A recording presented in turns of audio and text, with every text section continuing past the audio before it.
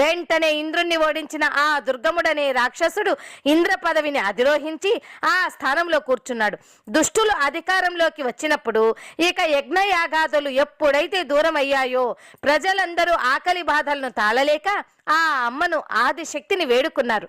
అప్పుడు అమ్మవారు భూలోకానికి తన హస్తంతో నీటిని ఏరులై ప్రవహింపచేసి ఆ ప్రకారంగా భూమిని సస్యశ్యామలం చేస్తున్నది.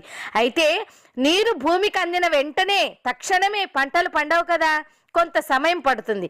కనుక ఆ సమయంలో మానవుల ఆకలి బాధలు తీర్చడానికి ఆ అమ్మవారు వెంటనే శాకంబరి అనే రూపంతో శాక పాకములు అనగా దుంపలు, ఆకుకూరలు మొదలైన సమస్త కూరగాయల రూపాల వృక్ష దేవతగా ఆ అమ్మవారు వెలసింది.